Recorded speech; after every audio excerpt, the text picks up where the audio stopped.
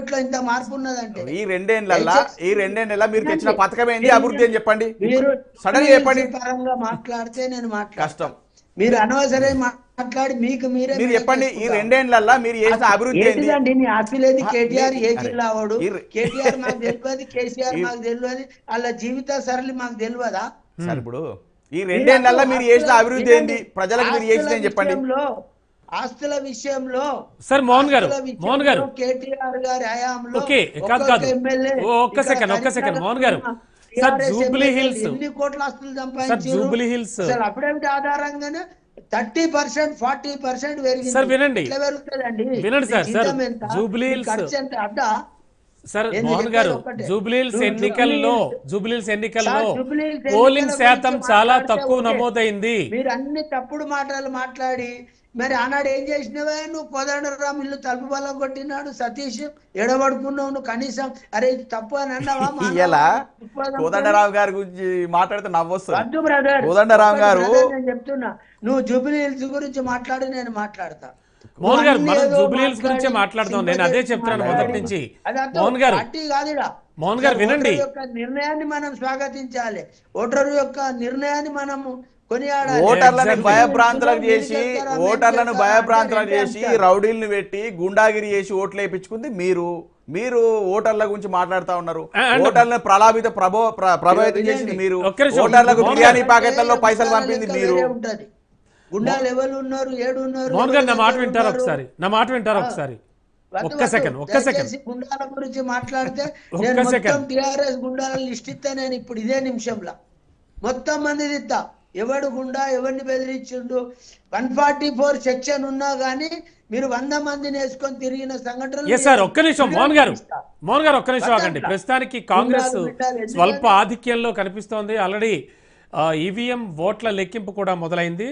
Already ఉన్న 101 home ballot ఓట్లలో కూడా స్వల్ప ఆధిక్యం దిశగానే కాంగ్రెస్ వెళుతోంది అని చెప్పేసి మనకి బ్రేకింగ్ న్యూస్లో తెలుస్తోంది.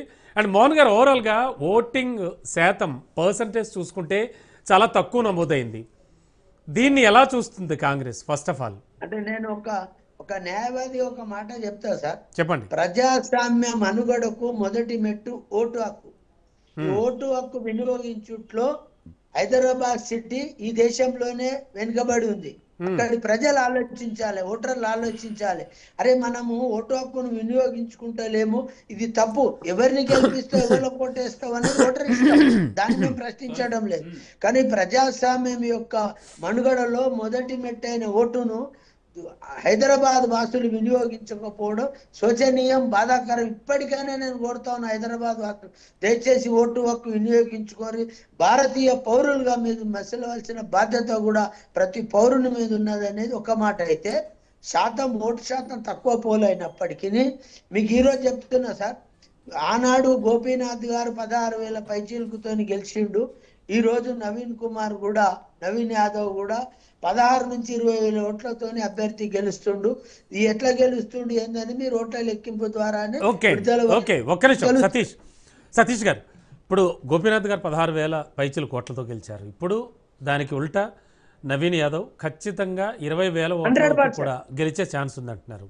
అండ్ మోరోవర్ ఇప్పుడు ఫస్ట్ అంటే మనకి జస్ట్ వస్తున్నటువంటి బ్రేకింగ్ న్యూస్లో చూస్తున్నాం, స్వల్ప ఆధిక్యంలో కాంగ్రెస్ ఉంది అనేటువంటి ఒక వార్త. అంటే ఇది కంటిన్యూ అయ్యే అవకాశం ఏమైనా ఉందా? ఏమనిపిస్తుంది?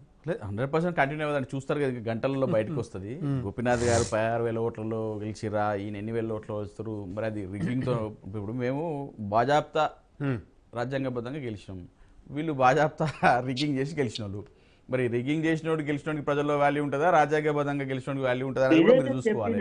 ఈ మాటలు మాట్లాడితే నేను కాన్స్టిట్యున్సీ వైజ్ గా మీ రిగ్గింగ్ విధానం గానీ మీ దొంగ ఓట్ల సరళి ఇది జరగలేదు అని మాత్రం కాంగ్రెస్ నాయకులు అంటలేరు, రిగ్గింగ్ జరగలేదు అని మాత్రం వాళ్ళు అంటలేరు. అంటే జరిగింది అంటే మీ సంగతి ఏం చూస్తా ఉంటారు తప్ప ఇదే రౌడీజం.